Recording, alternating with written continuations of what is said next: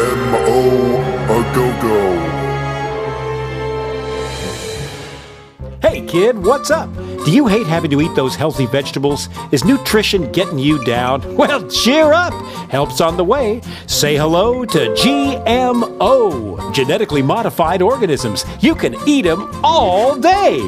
Not only will mealtimes be extra delicious, they'll also contain oodles and oodles of insect genes and fish genes. Just think of all that extra yummy goodness. But that's not all. We're irradiating everything you eat, so you'll never have to absorb a single nasty nutrient ever again. And don't forget about pesticides, plenty of those. Yes, sir. Like to know more? Well, let's take a look. Corn is a staple food used in many, many ways throughout the food industry.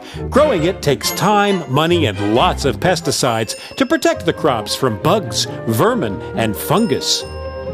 Now, some people think that pesticides made by big biotechs are harmful for humans, animals, and the environment, but that's okay. We've solved that problem. Our GM scientists are putting the pesticide right inside the crops. That's right. Isn't that amazing? The food itself will kill those pesky critters stone cold dead.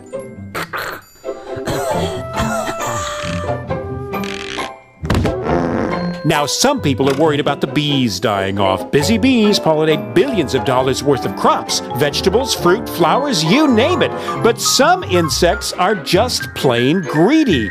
They'll eat everything in sight if you don't watch out. GMO to the rescue! Thanks to genetic engineering, the plant produces a toxin from the newly inserted bacterium gene. The toxin kills insects, but not humans. The Bacillus thuringiensis toxin destroys the insects' stomachs. Ouch. We have absolutely no testing results to prove that these are safe, but they are. Trust us. We care.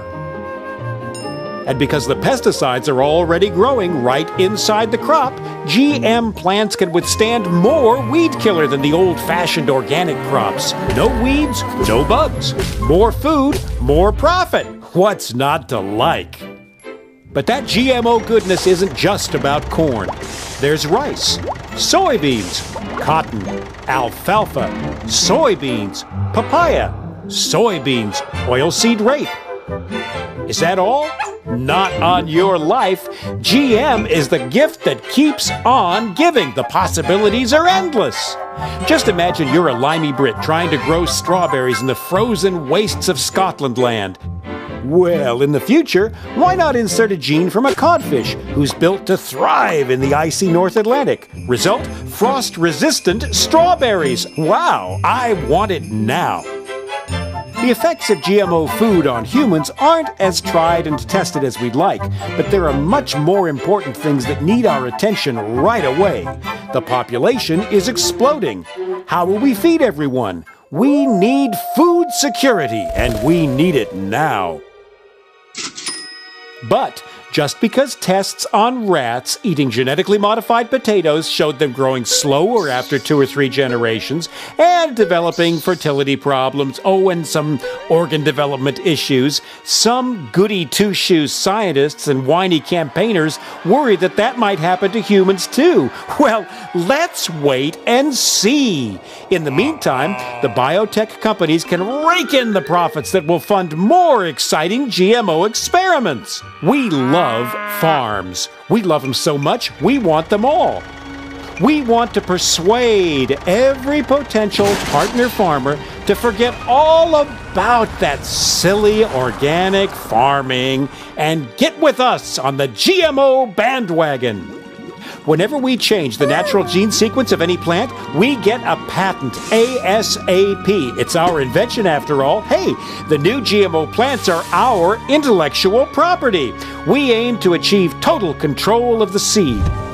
Got an organic farm nearby? Great! Soon everything you grow will be enhanced by the altered genes from our GM crops. Isn't nature wonderful? And what better way to spread the GMO goodness around than the wind? Accidental cross-pollination isn't our problem, and it's no excuse for profit loss. And once our genes get into your crops belong to us. Yep. Well, it's our technology. If you're going to use it, you've got to pay. We don't care how it got there. When we own the food, we will own life. So those naughty farmers better not save their seeds for next year's crop. If they do, we'll know. We'll tie up farmers for years in the courts. Farmers will just have to buy more seeds next year, and more pesticides too. It's win-win all around. If you want to fight us, we might just take your farm as a settlement. But we're human. Just. Thanks, Mother Nature, but we'll take it from here.